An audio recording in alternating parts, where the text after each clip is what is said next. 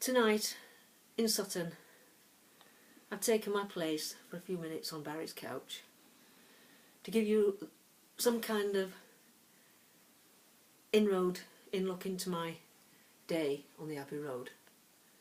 This is the way your life can get turned around for you and reality rearranged. At 8 o'clock, events kicked off. To the left of me, there's a riser there with a little trapdoor which enables us to open it as tenants and make some kind of adjustment to our heating. The wheels stopped working long ago and the keys don't work any longer, but they are still there, some kind of control that we used to have. It's a riser, but a smaller one than the one outside on the landing. I was woken this morning by the cats suddenly scattering as debris was coming down the small riser in my bedroom. I jumped out of bed looking for something for my feet, my slippers, and as soon as I'd stepped out onto the landing, debris fields were swept down the second riser next to the floor-to-ceiling airing cupboard. I grabbed a heavy stone, and banged on the panelling to warn them that debris and rubbish were coming into my flat. But of course there was nothing I could do to stop this. It simply carried on, and under the onslaught of the drilling, which they were allowed to do legally between 8 and 10, my voice, at the top projected range of my voice, went unheard. Barry then phoned Stoneforce, a man called Steve Petard, who was actually quite helpful, unlike his co-workers, Will Wilkins, in charge of the site here, and the operations manager called Pat. He won't give his surname, nor will he say whom he works for, either Residential Land or Stoneforce. So in the absence of a surname we've called him Postman Pat. Postman Pat must then have been contacted by Steve Petard at Stoneforce, and he was not best pleased.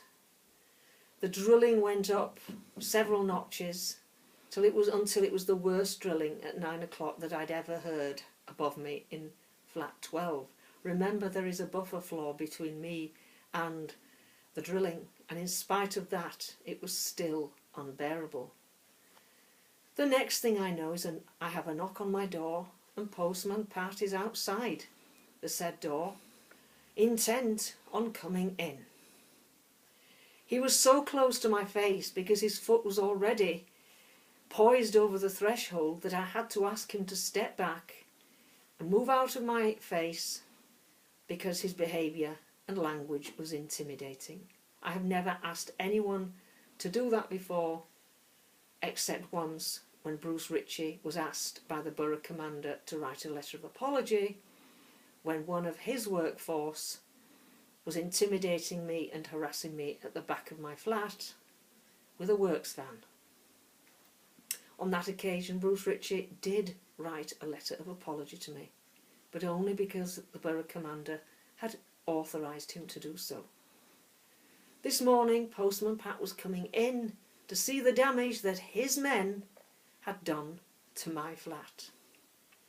When I said, no, you're coming in only with the Health and Safety Inspector, Mr. Sale from Westminster, and not until, he was very angry indeed.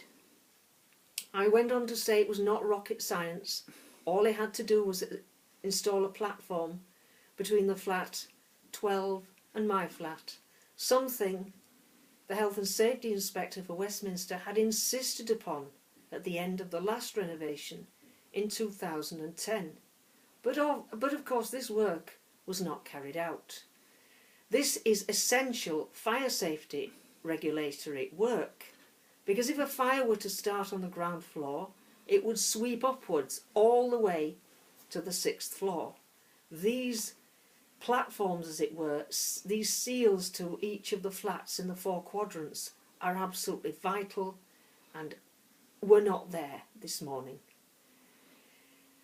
So Postman Pat then phones my landlords, who happen to be Granger PLC, who then get on to Mr. Sale to warn him that I am refusing to allow people set to carry out essential works in my flat.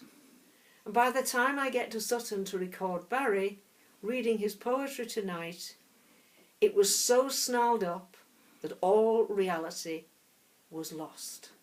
I was the offender. I was the demonised person here who had caused all the trouble in the first place.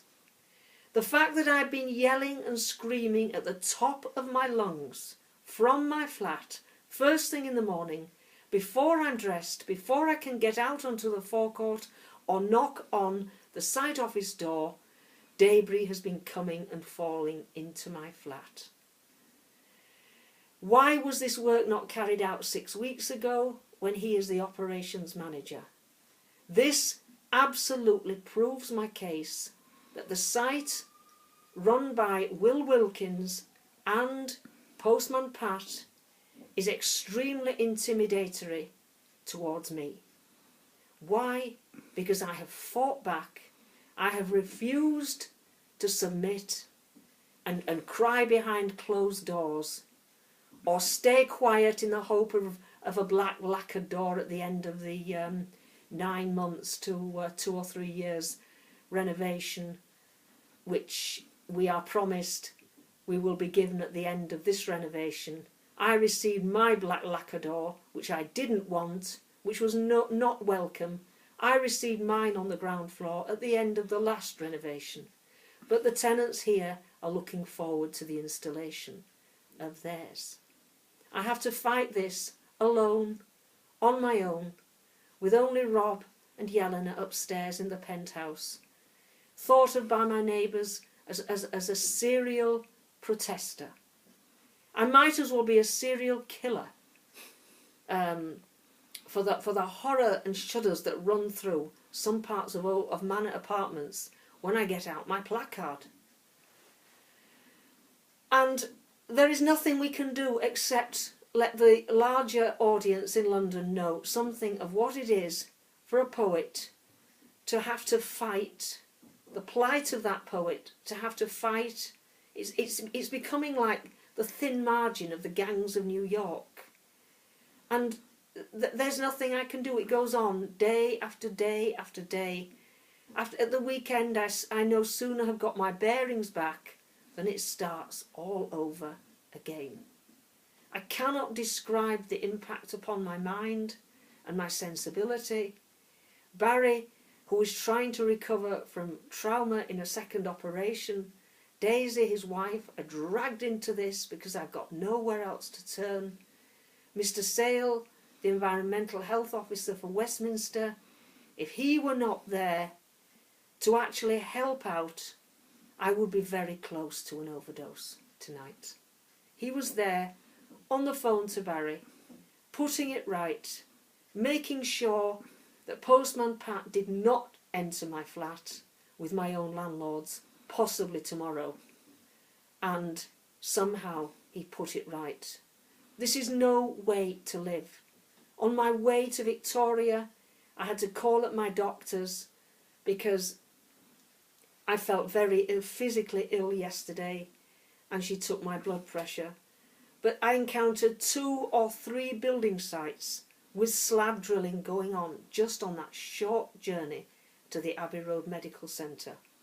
I passed the mountain of soil outside Victoria Station and read in the Evening Standard tonight the article where they're suggesting it be made into a sort of hill with grass. How wonderful that would be. At least some humour at the end of a terrible day on the Abbey Road.